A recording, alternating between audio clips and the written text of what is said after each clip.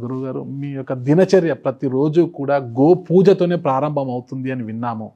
మనము హిందూ ధర్మశాస్త్రం ప్రకారము, హిందూ ధర్మం ప్రకారము గోవుని మనము ఒక దేవతలా పూజిస్తాము. గోవు నుంచి వచ్చే మల మూత్రాలను సైతము మన మలాన్ని సైతం మనము పిడకలు తట్టుకొని ఇంట్లో పిడకలతో పొగ పెడితే బాగుంటుంది. హోమాలకు అన్నిటికి ఉపయోగిస్తారు. కానీ మూత్రాన్ని సైతం చాలా ఔషధాల్లో కూడా ఉపయోగిస్తాం కదా.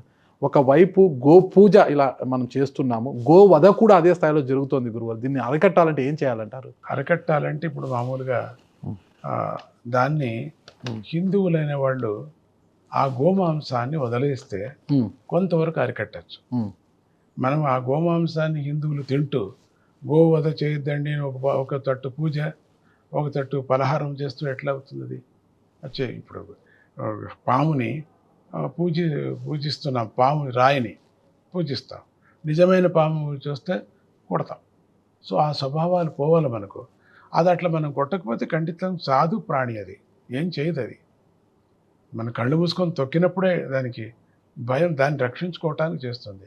సో అదేవిధంగా గో మాంసాన్ని మనము విరోధించినప్పుడు గోవు వధ తగ్గిపోతుంది మనకు.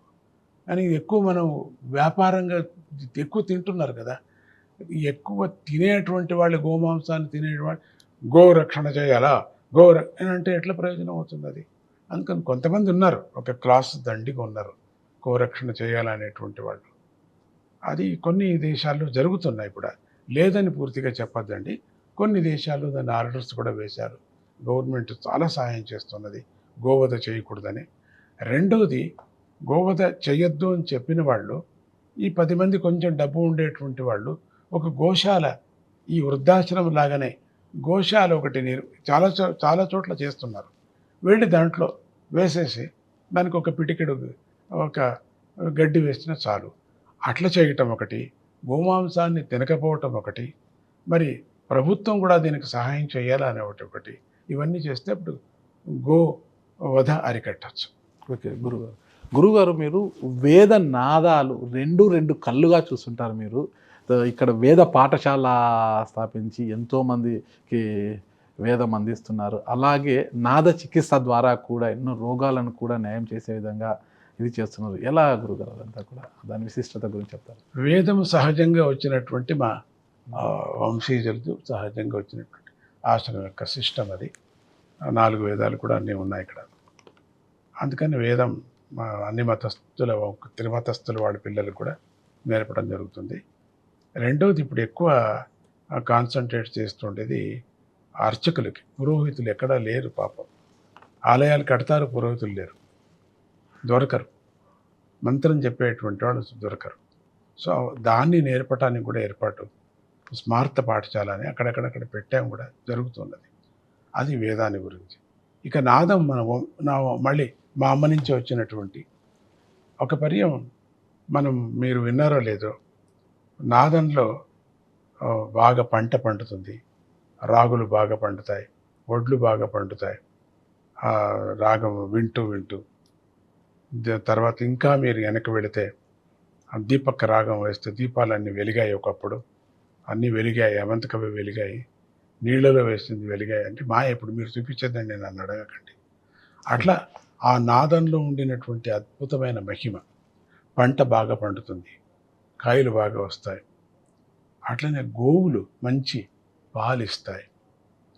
మేత పెట్టాలా, మేత లేక ఊరికే చేస్తానంటే చేయను కాదు. మేత పెడితే మంచి పాలు ఇంకా ఎక్కువ వస్తాయి.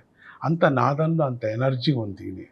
ఇప్పుడిప్పుడే సైంటిస్ట్ అంతా కనిపెట్టి మనకు అందిస్తున్నారు కూడా. ఇంకా మంచిది అది. నాదంలో అంత భయంకరమైనటువంటి వైబ్రేషన్తో లోపల ఉండేటువంటి వ్యాధిని నయం చేయొచ్చు అటువంటి శక్తి నాదంలో ఉన్నది. పూర్వంలో అంతా నాదమయం, నాదంలోనే పరమాత్ముని చేరేటువంటి నాదమే బ్రహ్మ, నాదమే ఆ బ్రహ్మతత్వం. దహరాకాశం, ఏది మనకు అవకాశం లేనటువంటిది అదే ఈ అవకాశం లేనటువంటిది. ఇదంతా ఏదుందో అదే నాదం. దీంట్లో కూడా నాదం ఉంది, చెట్టులో నాదం ఉంది, ఒక వస్త్రంలో నాదం ఉంది. అందుకని ఈరోజు చెట్లకు పెట్టి నాదాన్ని చూస్తున్నాం మేము. దాని నుంచి వచ్చేటువంటి వైబ్రేషన్స్, దాని నుంచి వచ్చేటువంటి ఆరా ఏ సిస్టమ్ ఏముందో అది అట్లా గ్రాఫిక్ సిస్టమ్, దాని గ్రాఫిక్ ఉంది దాంట్లో. ఆ గ్రాఫిక్లు ఇప్పుడు ఈసీ కనిపెట్టడం ఇక్కడ పెడుతుంటే ఈసీ వస్తూ ఉంటుంది కదా, ఓ. వాళ్ళు ఆ గ్రాఫిక్ చూసి చెప్తారు ఎంతెంత పోతుంది, ఎంతెంత వస్తున్నది, ఎంత తగ్గింది, ఎక్కడెక్కడ తగ్గింది, ఏది చిన్నది ఎట్లా ఉంది, పెద్దది ఎట్లా ఉంది కనిపెట్టి హార్ట్ ప్రాబ్లం ఉంది అని ఏదో ఒకటి తీర్మానం చేస్తారు డాక్టర్స్. సో అదే మాదిరిగా ఈ చెట్లు కూడా అదే విధంగా ఉన్నది. చెట్లు చిన్న చిన్న చెట్లు 10,000 బోన్సాయి చెట్లు తీసుకొచ్చి పెట్టాం. ప్రతి బోన్సాయి చెట్లో కూడా ఒక ఎనర్జీ ఉంది, విశేషమైన ఎనర్జీ, విశేషమైన ఆరో సిస్టమ్, విశేషమైన గ్రాఫిక్స్, దాంట్లో కలర్స్ కూడా ఉన్నాయి. అది చూసి నాదం ఇప్పుడు మేము ప్రయోగం చేసుకుంటున్నాం. అది చూసి ఆ గ్రాఫిక్ చూసి ఇది ఉండొచ్చు అని పెడుతున్నాం. అది ఎక్కువ పెట్టినప్పుడు అది ఎక్కువ ఇంకా గ్రాఫిక్స్ కలర్స్ చూపిస్తున్నది అంటే దాంతో. సో అది బాడీలో ఎట్లా పెడతారు మీరు అంటే, మన బాడీలో కూడా బుద్ధి, ఈ మన ఆత్మ అని చెప్తున్నా. శరీరం అంతా ఆత్మని, అది వేరే ఆధ్యాత్మికంగా వేరే మాట్లాడతాను నేను. ఇప్పుడు సంగీత పరంగా మాట్లాడుతున్నాను. ఆత్మ దీంట్లో ఉండేటువంటి నర్వ్స్ మూలాధారం నుంచి సహస్రం వరకు ఈ 72 నాడువులు ఉన్నాయి మనకు. వేల నాడువులు, 72,000 నాడులు. దాంట్లో 14 నాడువులు వేగస్ నాడు. దీనంతా ప్లెక్సస్ అంటున్నాం, బ్రహ్మనాడి అంటున్నాం, గ్రంథి విష్ణు నాడి అంటున్నాం. ఇవన్నీ కూడా నాడుల్లో ఒక్కొక్క నాడిలో రోగం రావటానికి కారణం ఏమిటి? ఒక్కొక్క నాడి పోతూ ఉంటుంది, పోయినప్పుడు ఒక్కొక్క రోగం వస్తూ ఉంటుంది. దాన్ని చేయటానికి ఇంకొక మందు తీసుకోవటం, దాన్ని చేయటానికి ఇన్ని మందులు వాడాల్సి వస్తూ ఉంటుంది. అలోపతికి అంతే, ఆయుర్వేదిక్ కూడా అంతేనే. వాళ్ళు ప్రయోగం చేస్తున్నారు, వీళ్ళు ప్రయోగం. ఒక రోగి మీద ప్రయోగాలే జరుగుతున్నాయి కానీ పూర్తిగా నయమైంది అనే లోపల ఏం చేస్తున్నాడు? అపత్యం అయిపోతున్నాడు. పత్యం చేయడిక ఆ ట్రీట్మెంట్ అయ్యే వరకే పత్యం చేస్తున్నారు. బయటకు వచ్చిన తర్వాత మళ్ళీ వస్తున్నది. సో వైద్యం మీద నమ్మకం పోతున్నది. నువ్వు చేసే తప్పు చెప్పరు వాళ్ళు, దీన్ని చెప్తున్నారు. ఇంత తీసుకున్నా కూడా మనకు అపత్యం చేస్తున్నారు కదా వీళ్ళు, పత్యం లేదు వీళ్ళు. సో కాబట్టి అటువంటి నర్వ్స్లో ఉండినటువంటి శబ్ద తరంగాలతో ఆ చచ్చిపోయినటువంటి నాడుని బతికించవచ్చు. అప్పుడు నీకు హీలింగ్ అవుతున్నది. ఇప్పుడు శరీరాన్ని మీరు ఊరికే ఇట్లా కొట్టుకోండి, ఇక్కడ రక్త సంచలనం అవుతుంది.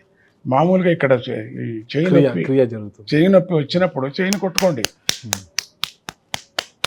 ఎందుకు వస్తుంది అంటే సంచారం లేనిది కాబట్టి. అది రక్త సంచారం, దానికి బ్లడ్ సర్క్యులేషన్స్ బాగుంటే బాగా అయిపోతుంది. ఇక్కడ కూడా అంతే. చాలామందికి జిలా అంటారు, మసాజ్ చేసుకోండి దిన్నము పోతుంది.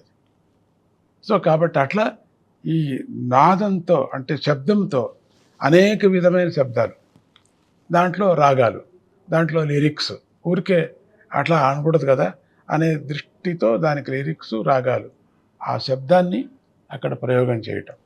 చేసినప్పుడు నీలో ఉండినటువంటి నరువు ఎవరు వింటున్నారో ఆ నరువు లోపల ఉండేటువంటి నరువు ఉత్తేజనం అవుతుంది, అంటే బతుకుతుంది. మందులతో పాటు అంటే ఇప్పుడు నువ్వేం మందు మానేసి రాగమే కడుపు నొప్పి కళ్యాణి రాగం వినో అట్లా అని చెప్పకూడదు కదా.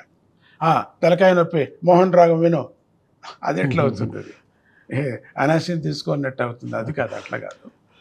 డబ్బాలు పెట్టుకుంటారు, తలకాయ నొప్పికి ఒకటి మాత్ర, అందరూ జిప్పులో పట్టుకొని పోతూ ఉంటారు. అట్లా రికార్డు చేసుకొని తలనొప్పి మోహన్ రాగం వినండి, అది ఎట్లా అవుతుంది? తలనొప్పికి నువ్వు మాత్రం వేసుకోవాలా. తలనొప్పికి మాత్రం నువ్వు ఏది హోమియోపతి తీసుకుంటున్నావో, అలోపతి ఏదో ఆయుర్వేదిక్ తీసుకుంటున్నావో, సిద్ధ ఔషధి తీసుకుంటున్నావో, ఏదో ఒకటి అది వేసుకుంటూ కొన్ని నియమాలు పాటించాల. నియమం నాకు వద్దు మందు వేసుకున్నానంటే ఎట్లా అవుతుంది? నియమాలు పాటిస్తూ తీసుకున్నప్పుడు మోహన రాగం విను, తలకాయ నొప్పి పోతుంది. ఇది సహాయం చేస్తుంది అన్నమాట. ఇది రాగం యొక్క